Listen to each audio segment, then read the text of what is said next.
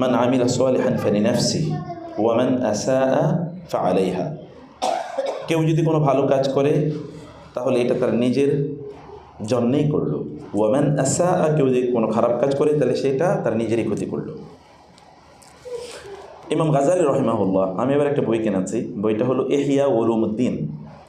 এটা অ্যাভারেজড English version. ইহইয়া উলুমুদ্দিন তো ইমাম গাজালির সবচেয়ে বিখ্যাত গ্রন্থ। আপনার the revival of the Islamic sciences বইটার নাম, মানে দিনী জ্ঞানের কি বলে রিভাইভ, হ্যাঁ, পুনর্জাগরণ।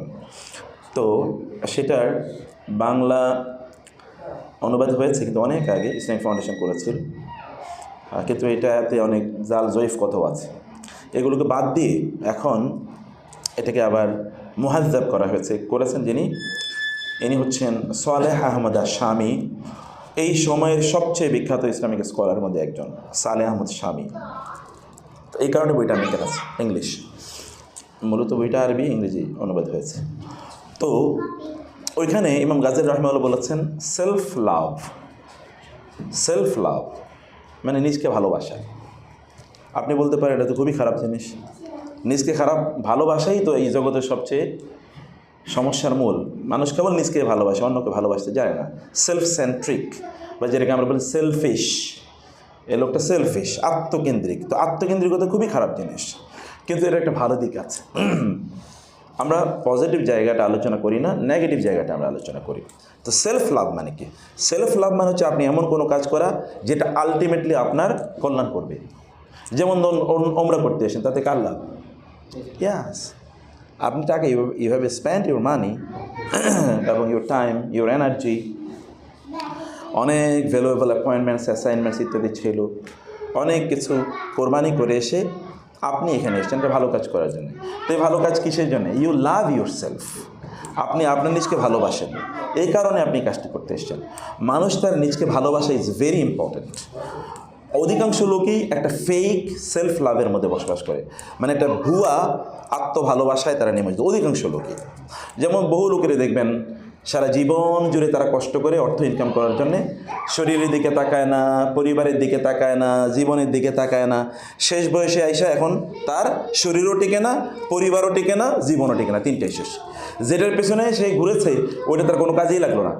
তার যৌবন শেষ করেছে অথবা জীবন শেষ করেছে, এখানে শেষের বয়সে এসে দেখলো তিনটার একটাও নাই, পরিবারও নাই। ইন দ্য মেইন টাইম পরিবারকে সময় দেন, এই কারণে পরিবার lost, connection with the children it is already lost. এখন বাচ্চারা তাকে চেনে না, ওই রকম ভালোবাসে না। তারা এসে তাকে বলে না, ড্যাড আই লাভ ইউ, বাবা আমি তোমাকে প্রচণ্ড ভালোবাসি, আই মিস ইউ, মা আমি তোমাকে প্রচণ্ড মিস করি, এ কথা বলে না, কারণ ওই তো অ্যাফেকশন এটা ডেভেলপ করেনি তাদের মাঝে। আবার ব্যক্তি তার শরীরকে নষ্ট করে কি করেছে, তিনি ইনকাম করেছে, এখন ওই শরীরকে ঠিক করার জন্য তার সকল পয়সা খরচ যাচ্ছে, কিন্তু শরীরটা ঠিক হয় না। কারণ এটা তো একটা এইজ আছে, একটা সময় আছে যখন এটা একটা ন্যাচারাল অবস্থা থাকবে, সে তো আর পূর্বের অবস্থায় কোনো অবস্থা আসবে না।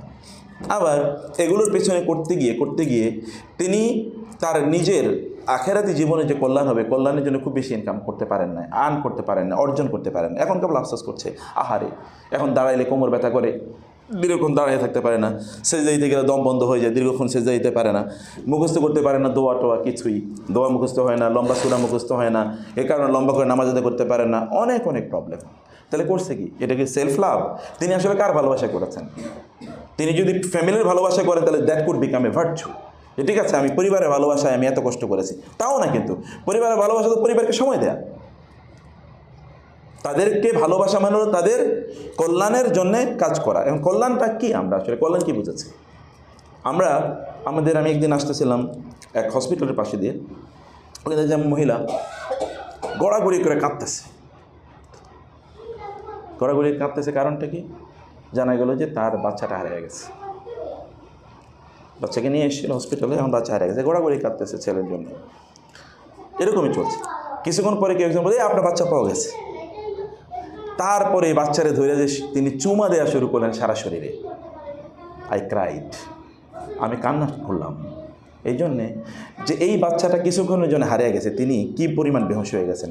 কিন্তু এই বাচ্চাটা যদি জাহান্নামে যায়, জাহান্নাম থেকে বাঁচানোর জন্য তার এরকম আকুতি আছে কিনা, বা এই আকুতি থাকা, কিন্তু এই মাই জাহান্নামে যখন তিনি জাহান্নাম দেখবেন, কোরআনের কথা তো আল্লাহ বলেছেন অতএব এটা তো অস্বীকার করার কোনো সুযোগ নেই। তিনি বলেছেন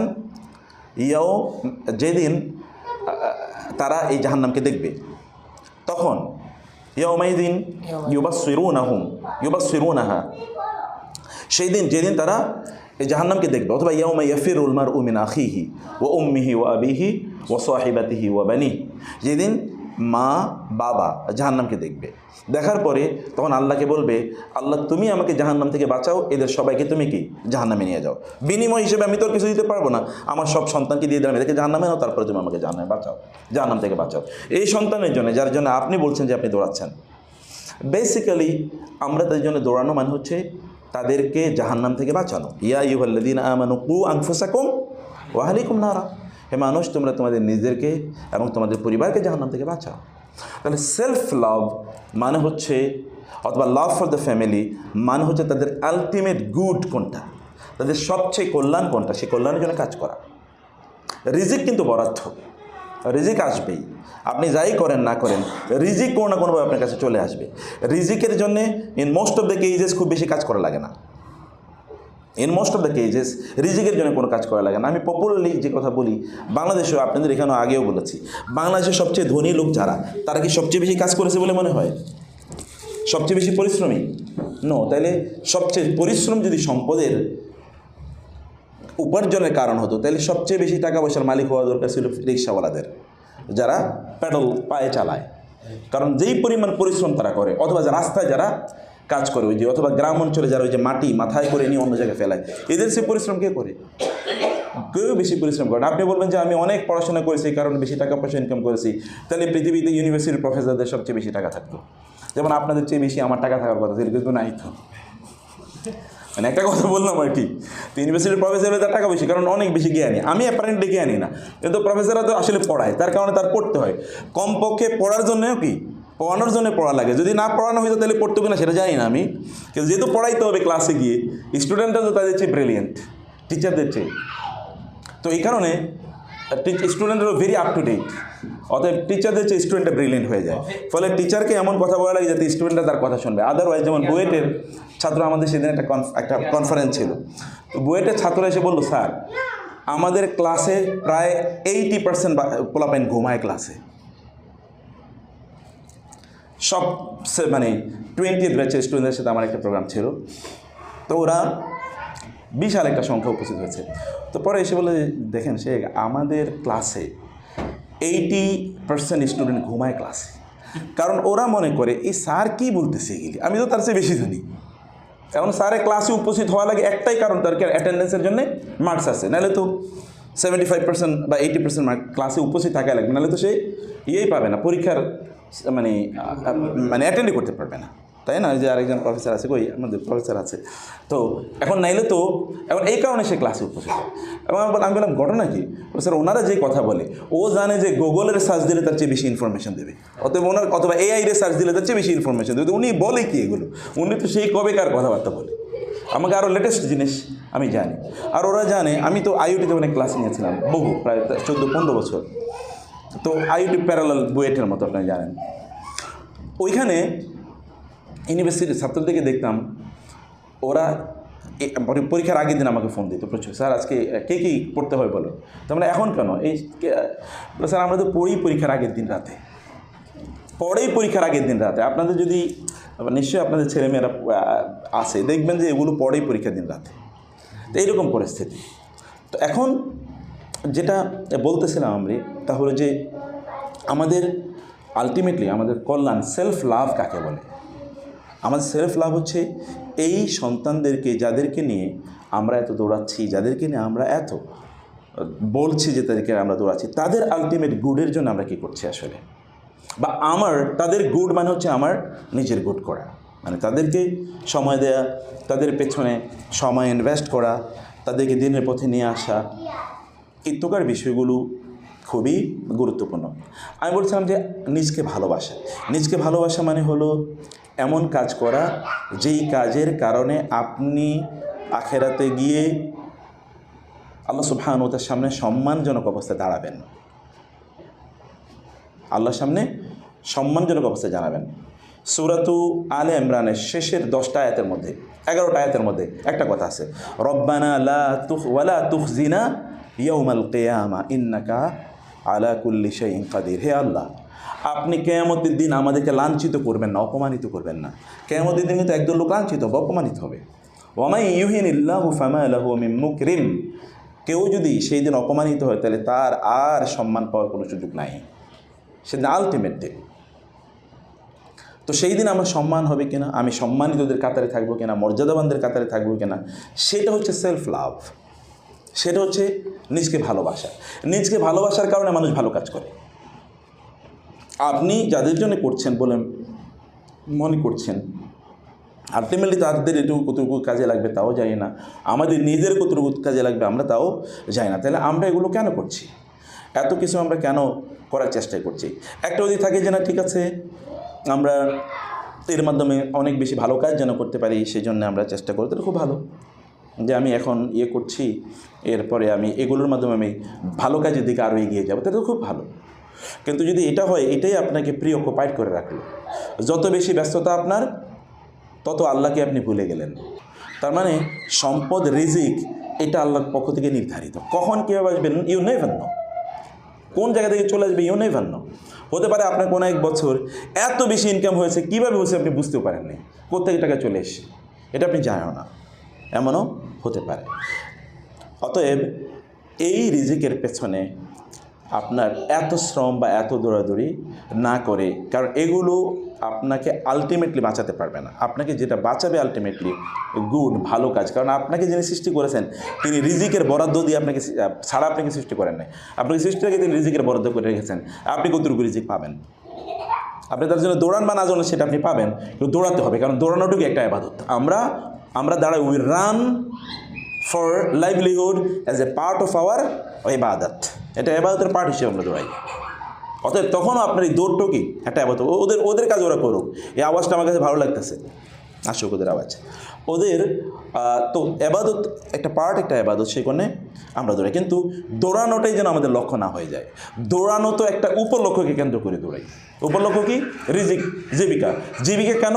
যেন আমি একটু ভালোভাবে চলতে পারি। কেন ভালোভাবে চলা দরকার? তাহলে আমি কনসেন্ট্রেট করতে পারবো for the purpose of my life, আমার জীবনের কোন লক্ষ্য উদ্দেশ্যে আমি এসেছি, সেই জন্যই আমি তখন কনসেন্ট্রেট করতে পারবো। তাহলে সেলফ লাভের একটা জিনিস হলো ভালো কাজ করে যাওয়া, যেটা আলটিমেটলি আমাকে জাহান্নাম থেকে বাঁচাবে, অথবা আলটিমেটলি যেটা আমাকে শান্তি প্রদান করবে, কমফোর্ট প্রদান করবে, প্রশান্তি প্রদান করবে, এরকম কাজগুলো করা। যেমন আমরা করতে এসেছি, যেমন আপনি দান সাদাকা করেন, যেমন আপনি দিনের জ্ঞান অর্জন করেন, যেমন আপনি গভীর রাতে উঠে নামাজ আদায় করেন, living the comfort or the luxury of your bed, আপনার বিছানার এই যে মজা রেখে আপনি রাতের বেলা দাঁড়িয়ে যাচ্ছেন নামাজের মধ্যে, এইটা হচ্ছে part or manifestation of your self love, আপনার নিজকে ভালোবাসার একটা অংশ। আপনি মানুষকে নসিহা কেন করেন?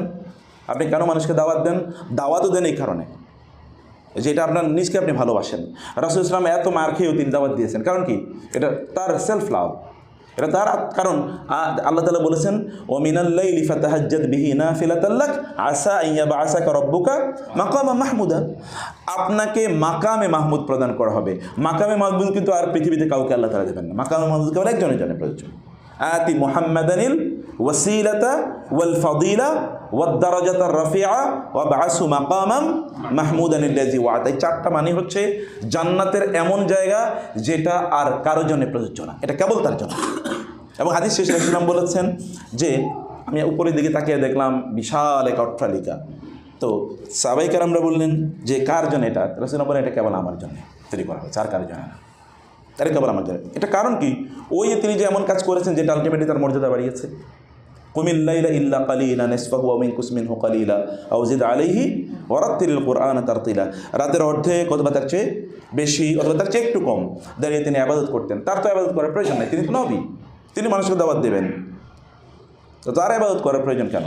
কারণ তার ইবাদত করতে হয় এই জন্যে যে তিনি তার যেই দাওয়াতটি তিনি মানুষকে দেবেন, এই দাওয়াতটির ফিলিং, ভালোবাসা তার নিজের মধ্যে থাকতে হবে।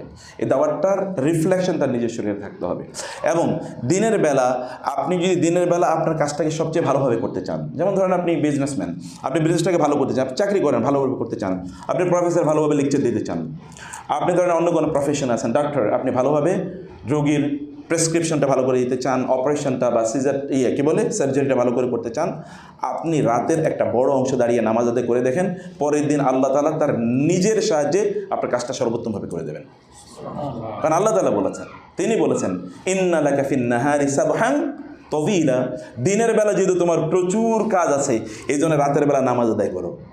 আমরা বলে কি বলবো, কালকে তোমার ক্লাস, কালকে অনেক ব্যস্ততা, অনেক পরীক্ষা টরীক্ষা হাবিজাবি আছে, আজকে ভালো করে একটু রাতে ঘুমাও। ইকুয়েশনটা ডিফারেন্ট। আল্লাহর ইকুয়েশন হলো আগামীকাল ভালো করে কাজ করতে হলে আজকে রাতে কী করো, ইবাদত বেশি করো। আর আমরা বলছি আগামীকাল কাজ ভালো করে করতে হলে আজকে রাতে বেশি করে ঘুমাও। Equation is different. এবং এই কারণে রাসূল সাল্লাল্লাহু আলাইহি ওয়াসাল্লাম বদরের যুদ্ধ আপনারা জানেন তো, বদরের যুদ্ধে যেটা আপনারা তো যেতে পারেন না বদরের প্রান্তরে, বদরের যুদ্ধে মুসলমানদের সংখ্যা হলো 313 জন, আর কুরাইশের হলো, কাফেররা হলো 1000।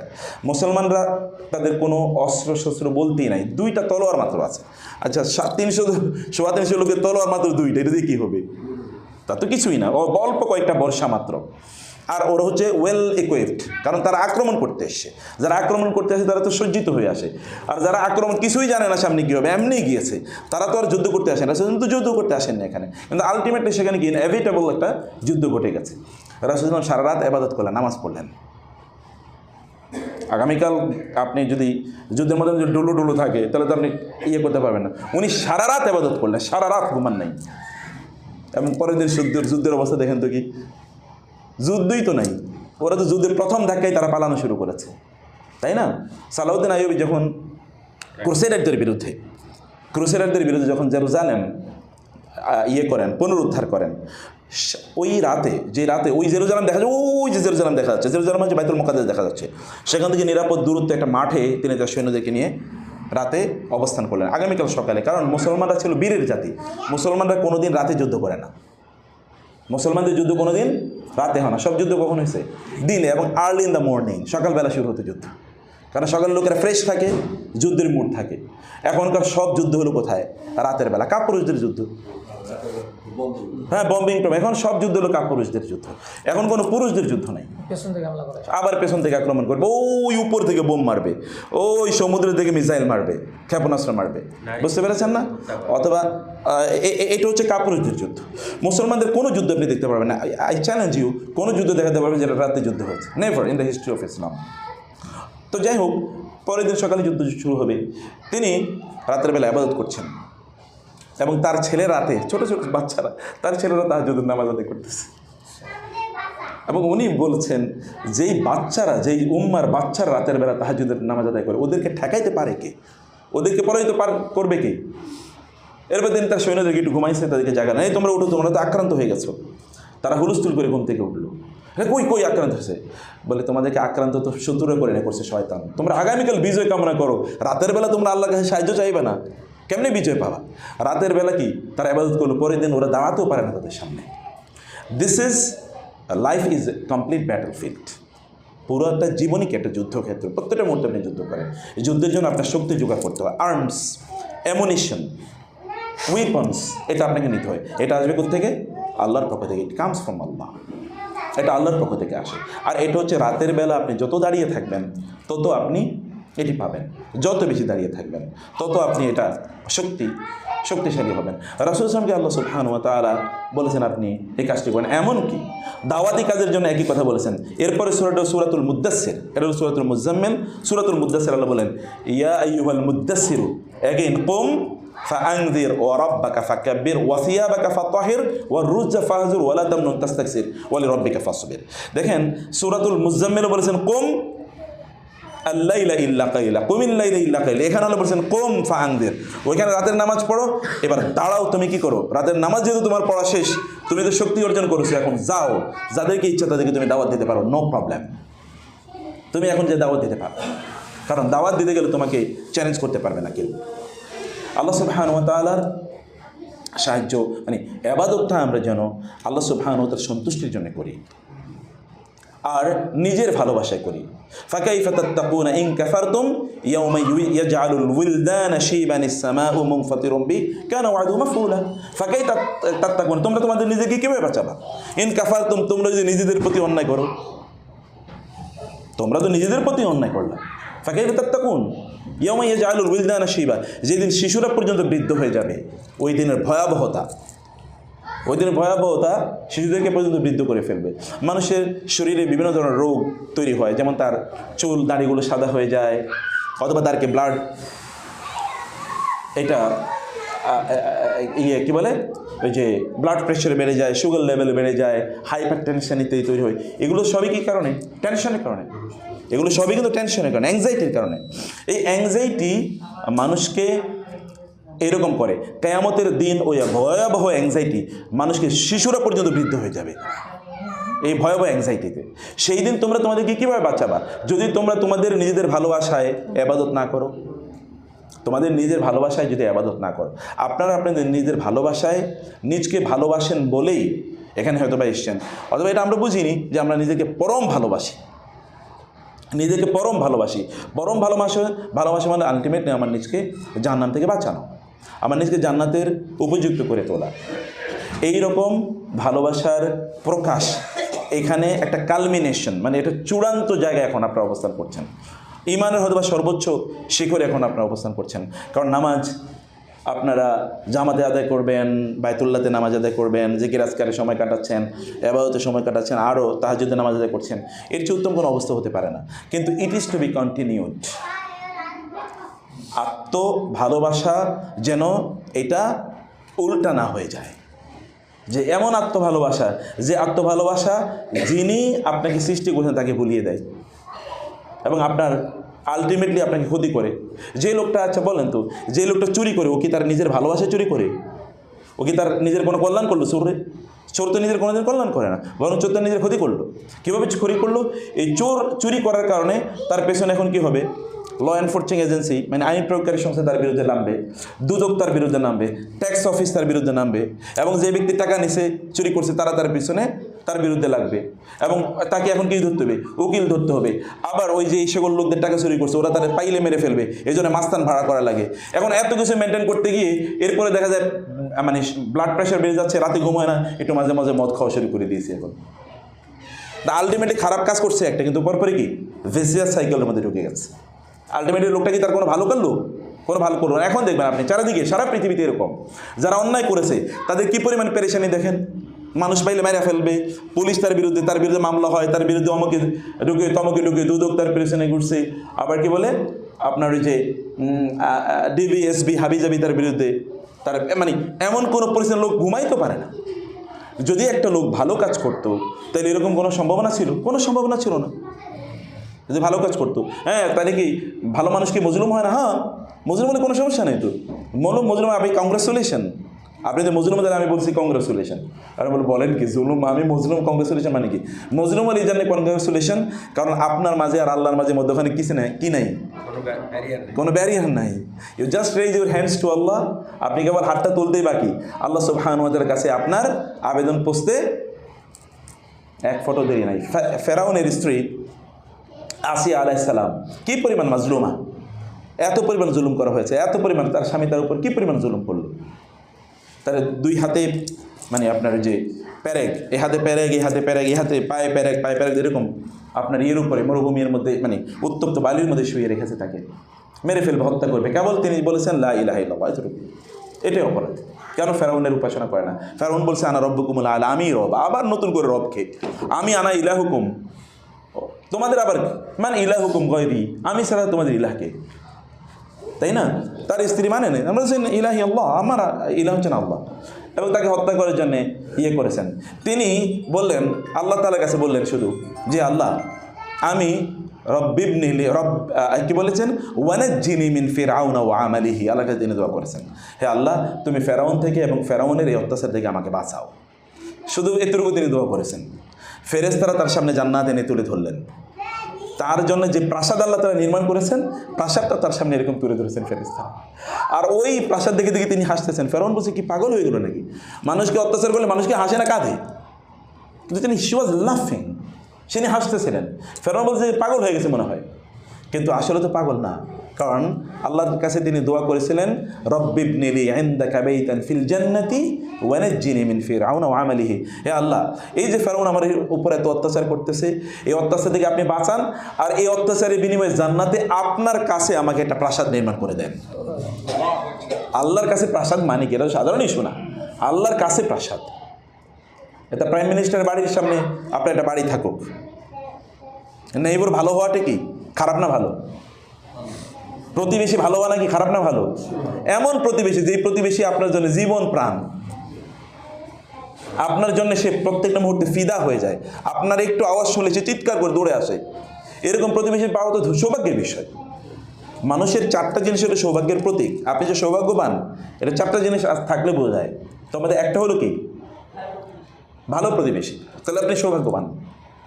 এর মধ্যে একটা হলো ভালো প্রতিবেশী, যে আপনি সৌভাগ্যবান। ইমাম মালিক রহিমাহুল্লাহ, ইমাম আব্দুল্লাহ ইবনে মুবারক রহিমাহুল্লাহর বাড়ি বিক্রি হবে। আব্দুল্লাহ ইবনে মুবারকের বাড়ির পাশে এক ইহুদির বাড়ি বিক্রি হবে। তো ইহুদি বাড়ির দাম চাইছে, এক মুসলমান এসে বলল, ঠিক আছে তুমি বিক্রি করবা, কত? বলে 10,000 দিরহাম। বলে মেয়েটার দাম আছে 1,000 দিরহাম সর্বোচ্চ, তুমি 10,000 দিরহাম চাচ্ছ কেন? বলে কথা তো সত্য, দাম 1,000 দিরহাম বটে, কিন্তু এটা যে আব্দুল্লাহ ইবনে মুবারকের বাড়ির পাশে, এই কারণে কি আরো 9,000 দিরহাম দেওয়া লাগবে, 10,000 দিরহাম লাগবে করে। এরকম প্রতিবেশীর বাসায় বাড়ি পাওয়া। যেন আপনার ধরেন ধানমন্ডিতে একটা ফ্ল্যাট আছে, একটা এক্সাম্পল বলছি, একটা ফ্ল্যাট আছে, আর একটা ফ্ল্যাট আছে ধানমন্ডিতে লেকের পাড়ে। দাম কোনটার বেশি? লেকের পাড়ে দাম বেশি কেন? কি সমস্যা কি? ওটা কি অনেক বড় নাকি?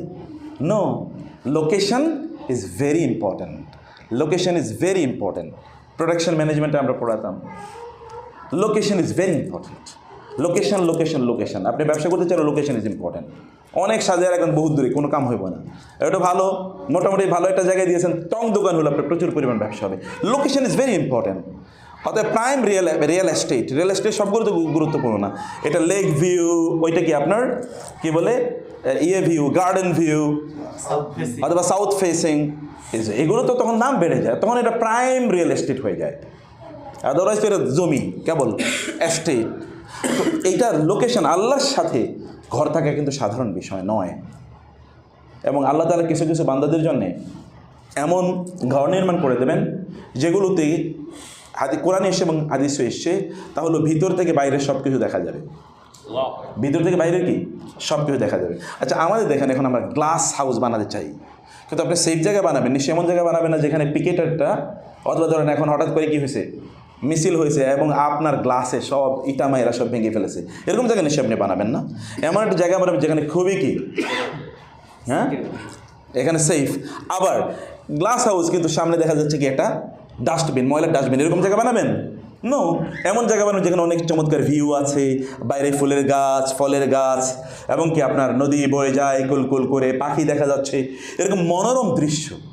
এইরকম একটা মনোরম দৃশ্যওয়ালা গ্লাস হাউস আল্লাহ তাআলা আপনাদের জন্য জান্নাতে তৈরি করে রেখেছেন ওইখান থেকে। কারণ এখন মডার্ন লাক্সারি হলো, বাড়িতে সবচেয়ে দামি বিল্ডিংগুলোতে কি থাকে, পুরোটা গ্লাস দিয়ে। সবচেয়ে দামি বিল্ডিং বাংলাদেশেও দেখবেন, সবচেয়ে দামি বিল্ডিং গ্লাস অনেক অনেক বেশি। ইউরোপে গিয়ে দেখবেন যে সবচেয়ে দামি বিল্ডিং মানে কি পুরোটাই গ্লাস একদিক, কারণ ওইখান থেকে বাইরের মনোরম দৃশ্যগুলো দেখা যায়। আপনি দেখবেন এই যে বিভিন্ন জায়গায় আপনাদের যে অফিসগুলো আপনার নেন, অফিসে বড় করে গ্লাস। এখন তো যেই সকল বাসা বাড়িগুলোতে জানালাটা একেবারে ফ্লোর পর্যন্ত থাকে, ওগুলোর দাম বেশি না কম? ওগুলোর দাম বেশি, ওগুলোর দাম বেশি, কারণ গ্লাস একেবারে জানালা পর্যন্ত। তাহলে আপনি বাইরের ভিউটা পুরো দেখতে পাবেন। জান্নাতে এরকম কোটি কোটি ব্যবস্থা করে রেখেছেন আল্লাহ সুবহানাহু ওয়া তাআলা, বাইরে থেকে সব দেখা যাবে, সব মনোরম দৃশ্য। কিন্তু আবার আপনার প্রাইভেসিরও কোনো সমস্যা হবে না, কারণ কেউ আবার তাকাবেন আপনি কী করতেছেন। প্রাইভেসির ইস্যু আছে তো, বাইরে থেকে সব দেখা যায়, তাহলে তো আবার প্রবলেম না, কিচ্ছু দেখা যাবে না। কেমন একটা জায়গা আপনার জন্য আল্লাহ তাআলা নির্মাণ করে রেখেছেন। শুধু তাই না, ওর নিচে দিয়ে কি ঝর্ণা প্রবাহিত। আপনার ধরেন এমন একটা গ্লাস হাউস, আপনার নিচ দিয়ে দেখা যাচ্ছে বিভিন্ন রঙের কালারের মাছ ওইখানে যাচ্ছে, বিভিন্ন কালারের মাছ যাচ্ছে, কেমন লাগবে বলেন? অসাধারণ। এখন তো আমরা এটা একটু 3D সাজিয়ে রাখি অনেক সময়, একটু এগুলো দেখার জন্যে, যে লাইভ কিছু জিনিস দেবো, ওটা রিয়েল লাইফ, এটা তো ফেক লাইফ, কিন্তু ওটা রিয়েল লাইফ। এরকম জায়গা আল্লাহ তাআলা তৈরি করেছেন। তার মানে হচ্ছে আপনার নিজকে যদি আপনি ভালোবাসেন, তাই কেবল ওই জায়গাটা আপনি অর্জন করতে পারবেন, যদি আপনার নিজকে আপনি ভালোবাসেন। নিজকে ভালোবাসা মানে হচ্ছে যেই কাজটা আপনি এখানে করেছেন, এই কাজটাকে প্লিজ কন্টিনিউ দিস। কেবল আজকে এটা শেষ করবেন না, এই যে কাজটা করেছেন এই কাজটা কন্টিনিউ করবেন। কিন্তু মনে রাখা দরকার যে এবাদত করলে হয় না, আমি আর মানে 5 মিনিটসের মধ্যে আমি শেষ করে দিচ্ছি। এবাদত করলে আপনাদেরকে হবে না। বাইতুল্লাহ নির্মাণ কেমন বড় এবাদত হতে পারে বলেন তো? বাইতুল্লাহ, আল্লাহর ঘর নির্মাণ কেমন বড় বড় এবাদত হবে? আপনি যদি বলা হতো, এখন তো আল্লাহ বাঁচাইছে আমাদেরকে যে এখানে কোনো টাকা পয়সা মসজিদে দান সাদাকা নেয় না, যদি আমাদের দেশের মতো মসজিদে টাকা পয়সা নিত তাহলে এখানে টাকা তোলার জন্য হয়তো বা কয়েকশো লোক, কয়েক হাজার লোক রাখা রাখতো, কারণ আমরা প্রত্যেকেই বাইতুল্লাহতে কিছু টাকা দিতে চাইতাম, তাই না? সবাই গরিব দুঃখী প্রত্যেকেই দিতে চাইতাম যে আল্লাহর ঘরে একটু টাকা দিয়েছে, তাই না? কি বড় সম্মানের এটা, মানে আমি ইমোশনের জায়গাটা বলছি। তাহলে যিনি নির্মাণ করছেন এককভাবে, তার মর্যাদার লেভেল থাকে। বাপ ছেলে মিলে যখন বাইতুল্লাহ নির্মাণ করছে, তারা বুঝছে এতটুকুই যথেষ্ট না, এত বড় কাজ করছি বলে আপনারা মনে করতে পারেন, কিন্তু আল্লাহ যদি কাজটা কবুল না করে তাহলে লাভ কি? বাপ এবং ছেলে এই বাইতুল্লাহ নির্মাণ করার পর তারপরে আল্লাহর কাছে হাত তুলে বলেন, রব্বানা তাকাব্বাল মিন্না ইন্নাকা আনতাস সামিউল আলিম, আল্লাহ তুমি কবুল করে নাও, তুমি তো সর্বশ্রোতা সর্বদ্রষ্টা, সবচেয়ে বেশি জানো, তুমি জানো আমাদের অন্তরের খবর, কেন আমরা করেছি, তুমি জানো আমরা তোমার কাছে কি প্রার্থনা করছি, অতএব তুমি আমাদের কাজটা কবুল করে নাও। আল্লাহ তাআলার কাছে ইবাদত করার পর আল্লাহর কাছে দোয়া করতে হয়, আল্লাহ তাআলা যেন এই ইবাদতগুলো কবুল করে নেন। কবুল করে না নিলে এই ইবাদতের কোনো মূল্য নাই। What is the difference between hajj এবং ওই যে ওদের তীর্থযাত্রা? আরও কি যেন ওরা বিভিন্ন জায়গায় যায় না, হিন্দুরা কোথায় যেন যায়, ওরা স্নান করতে, ওদের তীর্থযাত্রা আছে। তো তীর্থযাত্রা ধরেন তারা গঙ্গায় যাবে ইত্যাদি দিতে যায় তারা, তো তাদেরও তো একটা কি, ওইটাও তাদের রিচুয়াল, আমাদেরও একটা রিচুয়াল। তো এই দুটোর মধ্যে পার্থক্য কী? আচ্ছা আমি এদের কথা বাদ দিলাম, এখানকার তো জাহেলি যুগে তো লোকেরা হজ করেছে, তাদের হজের আমাদের হজের মধ্যে পার্থক্য কী? বেসিক পার্থক্যটা কি? আচ্ছা ওরাও দান করে, আমরাও দান করি, ওরা করে চ্যারিটি, আপনি করেন সাদাকা, হজের ইজ ডিফারেন্স, একই তো কাজ। তাহলে মূল কাজটা কোথায়, মূল পার্থক্যটা কোথায়? এই যে এখানে what is in your heart, আপনার অন্তরে আসলে কি ধারণ করেছেন আপনি, ইন্টেনশনটা কি, নিয়তটা কি, কী কারণে আপনি করেছেন। আপনি যদি আল্লাহর জন্য করেন তাহলে গুড, যদি আল্লাহর জন্য না করেন তাহলে তো ব্যাড, ওয়ার্স্ট, শিরক, সবচেয়ে খারাপ কাজে এটা পরিণত হয়। আল্লাহর জন্য করতে হবে, এটা আল্লাহকে বোঝাতে হবে যে আল্লাহ আমি আপনার জন্য করেছি, এবং আল্লাহর কাছে বলতে হয় যে আল্লাহ আমি আপনার জন্য করেছি, আপনি এটাকে কবুল করেন। এটা 1 নাম্বার, এটা দোয়া করতে হবে। আপনি যদি দোয়া করতে পারেন তাহলে বুঝবেন যে আল্লাহ তাআলা আপনার কল্যাণ চান এবং আল্লাহ তাআলা আপনাকে দোয়া করার জন্য তৌফিক দিয়েছেন। ওমর রাদিয়াল্লাহু তাআলা বলতেন, আমার দোয়া কবুল হবে কিনা এটা নিয়ে আমি কোনো টেনশন করি না, আমি দোয়া করতে পারবো কিনা এটা নিয়ে টেনশন করি, কারণ আমি জানি যদি দোয়া করতে পারি তাহলে এটা আল্লাহর পক্ষ থেকে স্পেশাল একটা তৌফিক আল্লাহ আমাকে দিয়েছেন দোয়া করার জন্য, আর যেহেতু তিনি তৌফিক দিয়েছেন তিনি দোয়া কবুল করবেনই। অতএব praying to Allah does matter, আমি আল্লাহর কাছে দোয়া করতে পারবো কিনা এটা হচ্ছে ম্যাটার করে, কারণ দোয়া করতে পারাটা এটা আল্লাহর পক্ষ থেকে এলহাম না হলে কোনোদিন হয় না। আমি ব্যক্তিগতভাবে জীবনে দেখেছি, আমি চাইলে দোয়া করতে পারি না, মানে আমার মনে হচ্ছে দোয়া করবো কিন্তু ভুলে গেছি, কিন্তু হঠাৎ করে দোয়া করে দেখেছি দোয়া করছি কিন্তু হয়ে গেছে। দোয়া করতে হবে, দোয়া কনসিয়াসলি দোয়া করতে হবে, বুঝে শুনে দোয়া করতে হবে। দোয়া একাকী দোয়া করা লাগে। ইজ নাদা রাব্বাহু নিদাআন খাফিয়া, জাকারিয়া আলাইহিস সালাম তার কোনো সন্তান হয় না, 90 বছর বয়স, এবং তার স্ত্রী কি বন্ধা, স্ত্রী বন্ধা, এবং তিনি কি বৃদ্ধ, এবং তার স্ত্রী বৃদ্ধা এবং বন্ধা, দেখেন দুইটা ইস্যু, বৃদ্ধা এবং ডাক্তাররা তো আছেন জানেন, একদিকে বৃদ্ধা আরেকদিকে বন্ধা, দুইটা প্রবলেম। আবার তার স্বামীও কি বৃদ্ধা। এই বৃদ্ধ বয়সে সন্তান হয় এরকম পৃথিবীতে 2-1টা রেকর্ড দেখান তো, আপনার সমসাময়িক 2-1জন একটা দেখান যার 90 বছর বয়স এরকম একজন মহিলার সন্তান হয়েছে, আপনি কোনো রেকর্ড দেখাতে পারবেন না, চ্যালেঞ্জ, আমি জানি না, আমার কাছে কোনো রেকর্ড নেই, কেবল কোরআনে আমরা দেখেছি। তো একজন নারী তার বয়স প্রায় 87, 88, আবার তিনি বন্ধা, এত বছরে তার কোনো সন্তান হয় না। এমনি তো নারীদের 40 বছরের পরে তাদের সন্তান হওয়াটা ইট ইজ ডিফিকাল্ট, এবং এই পৃথিবীতে এখন নারীদের সন্তান কম হয় একটাই কারণ, তাহলে বিয়ে হয় কি পরে, যত লেট ম্যারেজ তত সন্তান হওয়ার সম্ভাবনা কি কমে যায়, তত সন্তান হওয়ার সম্ভাবনা কমে যায়, বিভিন্ন কারণে কমে যায়, এটা মেডিকেল ইস্যু, আমি সেটা বলছি না। তো এখন এরকম একজন নারী কেমনে সন্তান হয়?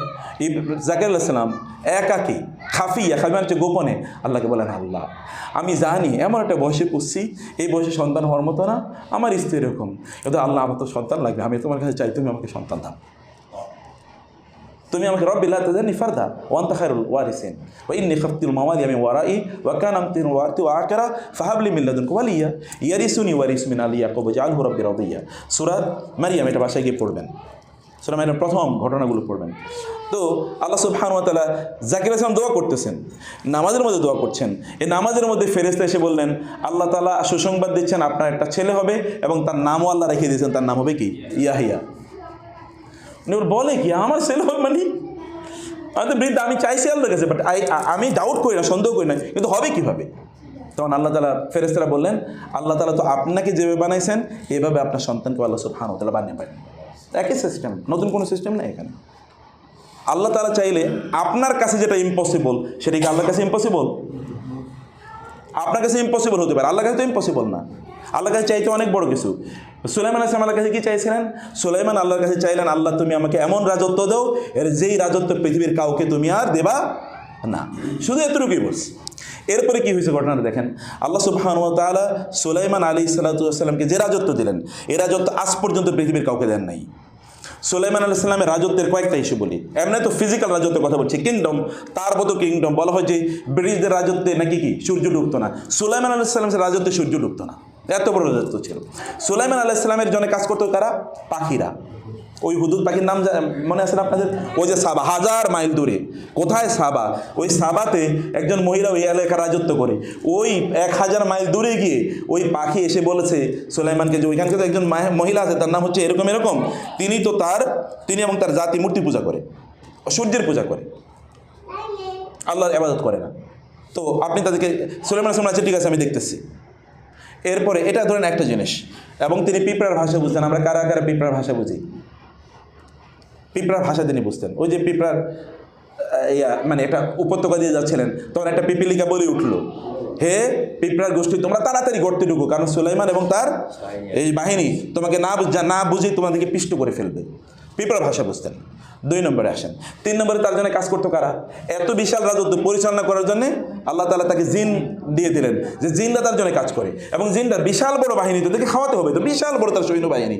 এই সৈন্যবাহিনীকে খাওয়ানোর জন্য আল্লাহ তাআলা জিনদেরকে দায়িত্ব দিয়ে দিলেন। জিনরা তার জন্য কী করছে? ফসলের জমিন চাষ করতেছে জেনেরা, মাছ ধরে নিয়ে আসতেছে জেনেরা সমুদ্র থেকে, ওইখান থেকে মুক্তা সেচে নিয়ে আসতেছে জিনেরা, তার জন্য বিল্ডিং, অট্টালিকা নির্মাণ করছে। জিনদেরকে দিয়ে আল্লাহ তাআলা তার কাজ করাই দিচ্ছেন, কারণ মানুষের পক্ষে কাজ করানো সম্ভব না। 2 নম্বর। 3 নম্বর বিষয় হচ্ছে তার তো বিভিন্ন জায়গায় ঘুরতে হয়, এত বিশাল রাজত্ব। এখন তো আর আপনার প্লেন আছে, পার্সোনাল জেট ইত্যাদি ইত্যাদি দিয়ে আপনি যেতে পারেন, কিন্তু উনি যাবেন কীভাবে? সে সময় তো কিছু নাই। আল্লাহ তাআলা বলেন, ঠিক আছে তোমার যাওয়ার ব্যবস্থা করে দিচ্ছি, এখন আর তোমার কি লাগবে না, ঘোড়াটাও কিছু লাগবে না। বাতাসের তুমি বলবা, বাতাস আমি ওই জায়গায় পৌঁছতে চাই, বাতাস তোমাকে সকালে তুমি উঠবা, আধা ঘন্টার মধ্যে বা 10 মিনিটের মধ্যে তোমাকে ওই জায়গায় পৌঁছে দেবে। আবার তুমি বলবা যে আমি একেবারে পূর্ব দেশে যেতে চাই, পূর্বে বাতাস তোমাকে 10 মিনিটের মধ্যে পৌঁছে দেবে। আল্লাহ সুবহানাহু ওয়া তাআলার কাছে চাইলে, আল্লাহ কাছে কেবল একবারই উনি চাইছেন, কিন্তু আল্লাহ তাআলা তাকে দিয়েছেন। অতএব চাইতে, কারণ আল্লাহর বড়ত্বের দিকে তাকে আপনি চাইবেন, আপনার নিজের ছোটত্বের দিকে তাকে আপনার দরকার নেই। আপনার ইনক্যাপাবিলিটি, লিমিটেশন, শর্ট ফল ইত্যাদির দিকে তাকানোর দরকার নাই। আল্লাহ তার ভাস্টনেসের দিকে তাকিয়ে আমাদেরকে চাওয়া দরকার। এই কারণে আল্লাহ রাসূল বলেছেন, তোমরা যখন আল্লাহর কাছে চাইবে তখন কি জান্নাতুল ফেরদাউস চাইও। আল্লাহর কাছে ছোটো চাই, আল্লাহর মর্যাদাটা কমায়ও না। আল্লাহর মর্যাদার প্যারালাল তার কাছে চাইতে হবে। আপনার কাছে, আপনি প্রাইম মিনিস্টারের কাছে গেলেন, যাওয়ার পরে বলেন তুমি আমার কাছে যা চাও আমি তোমার তাই দেবো। আপনি বলেন প্রাইম মিনিস্টার আমার 1 কেজি চাল লাগবে, 1 কেজি চাল দেন, এটা কি আপনি বলবেন? এটা তো আপনার দৈন্যতা বোঝাবে। নিশ্চয়ই আপনি ভালো একটা কিছু চাইবেন, আল্লাহর কাছে চাওয়া লাগে। অতএব আমাদের এই দোয়াটা যেন, আমাদের ইবাদতগুলো যেন আল্লাহ কবুল করে নেন, এবং বারবার যেন আপনারা এখানে আসতে পারেন সুস্থভাবে, আল্লাহর কাছে সেটা দোয়া করবেন ইনশাআল্লাহ। কারণ আপনারা এমন একটা সময়ে আছেন যে সময় আপনার দোয়া করলে আল্লাহ তাআলা দোয়া কবুল করে নেবেন ইনশাআল্লাহ। 2 নম্বর বিষয়। 3 নম্বর বিষয় হলো যে আপনারা দেশে গিয়ে এখনকার যে ইবাদত করেছেন, এই ইবাদত যদি আপনারা কন্টিনিউ করতে পারেন, তাইলে বুঝবেন যে আপনাদের ইবাদত কবুল হয়েছে। ইন্না মিন আলামাতি কবুলিল আমালি আল আমালুস সালিহাতু বাদাহা। আপনার আমল কবুল হয়েছে, এটার প্রমাণ হলো ওই আমলের পরে আপনি আমলটাকে কি রেখেছেন? অব্যাহত রেখেছেন। আমল বন্ধ করে দেন নাই। আমল যদি বন্ধ করে দেন তাহলে বুঝবেন যে কি আপনার ইবাদত কবুল হয় নাই। কারণ ইবাদত করার জন্য তৌফিক আসে কার পক্ষ থেকে? আল্লাহর পক্ষ থেকে। আল্লাহ যদি আপনার ইবাদত কবুল করে নেন, তাহলে ওটা আল্লাহ তাআলা আপনার কাছ থেকে কোনোদিন ছিনিয়ে নেবেন না, ওটা তিনি আপনাকে কন্টিনিউ করতে দেবেন। সেটা কন্টিনিউ করেন যতটুকু, যেমন নামাজ জামাতের সাথে আদায় করেছেন এবং অন্যান্য যে কাজগুলো করেছেন, এর মধ্যে আপনারা থাকেন। আল্লাহ সুবহানাহু ওয়া তাআলার জন্যে গোটা জীবনকে আল্লাহর জন্য দিয়ে দেওয়া যায়, এটা মানে আপনার প্রফেশনাল লাইফকে স্যাক্রিফাইস করে দিতে হবে। নট নেসেসারিলি আপনার প্রফেশনাল লাইফটাও আল্লাহর জন্যে হতে পারে, বা সেটাও আল্লাহর ইবাদত হতে পারে। কিন্তু এই জায়গায় শুধুমাত্র ফর্মাল যে আবাদতগুলোর কথা আল্লাহ বলেছেন, সেই ফর্মাল আবাদতগুলোকে প্রফেশনাল কাজের উপর প্রাধান্য দেওয়া লাগবে, টাইমিংটাকে প্রাধান্য দেওয়া। যেমন এখন আপনার প্রফেশনাল কোনো একটা কাজ চলে এসছে, যেমন এখন আপনার লেকচার পিরিয়ড টাইম হয়ে গেছে, আপনি এখন নামাজের সময় হয়ে গেছে, আপনি which one you will prefer, আপনি নামাজ দিয়ে করুন, কমপক্ষে 4 রাকাত পড়ে যান, একটা এক্সাম্পল বলছি, পড়ে তারপর আপনি ক্লাসটাকে নেন, অথবা রুটিনটাকে এমনভাবে সেট করেন। সালাফরা তারা নামাজের টাইমিংয়ের উপর ভিত্তি করে তারা কী করতেন, তাদের অ্যাপয়েন্টমেন্টগুলো তারা রাখতেন। এখন আমরা তো অ্যাপয়েন্টমেন্ট রাখি কি নামাজের সময় না, এই অ্যাপয়েন্টমেন্টের সময় হয়ে গেছে, এখন আর নামাজ পড়া যাবে না। আচ্ছা এখন তো নামাজের সময়, ঠিক আছে নামাজ পরে পড়বো অ্যাপয়েন্টমেন্ট, বা আমার এই কাজটা আমি শেষ করি। নো, মানুষকে যখন দেবেন তো ওটা নামাজের পরে দেন, যেন আপনি রিল্যাক্স ওয়েতে নামাজ আদায় করতে পারেন, অথবা নামাজের আগে দেন, যেন এমন আগে দেন যেন রিল্যাক্স ওয়েতে, মিটিংগুলো দেন এমন এক সময় দেন যেন রিল্যাক্স ওয়েতে এটা সমাজ শেষ করে তারপর আপনি নামাজ যেতে পারেন। গিভ প্রেফারেন্স টু আল্লাহ, আল্লাহকে প্রেফারেন্স দিলে আল্লাহ তাআলা আপনাকে প্রাধান্য প্রদান করবেন। এবং 4 নম্বরে লাস্ট যেটা বলবো, যে আমাদের আখলাকই পরিবর্তন হওয়া দরকার। মূল সমস্যাটা বলি কি, আমাদের আখলাক একেবারেই নাই। আখলাক একেবারে না। আপনি হয়তো আমি মনে করতে পারি ওমরা করে গেছি, এখন লোকেরা আমার সাথে কথা বলার আগে যেন একটু হুঁশ করে কথা বলো, তুমি জানো আমি ওমরা করে এসেছি, ভাব, তাই না? আবার তখন এলাকার মানুষই, কারণ আপনার চুল তো নাই, এলাকার মানুষ দেখলেই মনে আপনি ওমরা করেছেন, হ্যাঁ ভাই আলহামদুলিল্লাহ আলহামদুলিল্লাহ আলহামদুলিল্লাহ, আল্লাহ শুকর করে এসেছি। আসলে আলহামদুলিল্লাহ তো আপনি মন থেকে বলেন, ওই লোকেরই শোনাই দেন কিছু একটা হয়েছে। আলহামদুলিল্লাহ তো ভেতর থেকে আসতে হবে, ভেতর থেকে আসতে হবে। কারণ আমাদেরকে ধরেন অনেকে দেখার পরে, ও আপনার ওই লেকচারটা শুই না, আমি তো খুব ভালো লাগছে, আমরা ওখান থেকে কিছু শিখছি। এখন দায়ীদের মধ্যে আলহামদুলিল্লাহ আলহামদুলিল্লাহ, ভাই দোয়া করেন আল্লাহ তাআলা যেন আমাদেরকে কবুল করে নেয়। আসলে এই ব্যক্তি অন্ত থেকে বলেন, এটা তার কি অহংকার থেকে বলছে। এই সকল দায়ীদের জন্য জাহান্নামের সর্বনিম্ন অবস্থা আছে। সেও তো মনে করছে বহুত লোক তার সিনে সালাম দেয়, কী যেন হয়ে গেছে, তার কিন্তু আমল নিতেই দুনিয়ায় সব শেষ, দুনিয়া সব পায়ে গেছে। তো আপনি আমল করেছেন, এটা মানুষের কাছে এক্সপোজার যেন ওইভাবে না হয়, মানুষকে এই ফিলিং না দেয়া। একটু আগ বাড়ে এখন ইবাদত করে গেছেন, এখন সবাইকে ডাকবেন, একটু ভাই ওমরা থেকে আসলাম তো আসেন একটু চা খাই একসাথে, আগে ওমরা থেকে আসি, এটা একটু বলি, ভাই ওমরা থেকে আসি তো এই কারণে এতদিন দেখেন নাই, ভাই কেমন ছিলেন, আমি এই কয়েকদিন ছিলাম না তো বাংলাদেশে, একটু ওমরা করতে গেছিলাম, মানে কথায় কথায় ওমরা। শ্বশুরের দেখতে গেছে হলো জামাই, তো যাওয়ার সময় নিয়ে গেছে আঙ্গুর। এখন বাসায় এসে ওয়াইফেরে বলতেছে, জানো আজকে তো আব্বাকে হসপিটালে দেখতে গেছিলাম, শ্বশুর বাবাকে, তো যাওয়ার সময় দোকানে দেখলাম খুব ভালো কিছু আঙ্গুর নিয়ে গেছিলাম। তো ওয়াইফ তো ভালো আছে, ঠিক আছে। আর দেখছো আঙ্গুরগুলো দেখে কিন্তু উনি খুব পছন্দ করছে, আঙ্গুরগুলো আমারও খুব পছন্দ হয়েছিল, এত ভালো আঙ্গুর। আর উনি নেয়ার পরে না আঙ্গুরগুলো উনি কিছু খাইছেন, আবার ওখানে আরও কিছু লোক ছিল ওরাও আঙ্গুরগুলো পছন্দ করছে, সব আলোচনা কি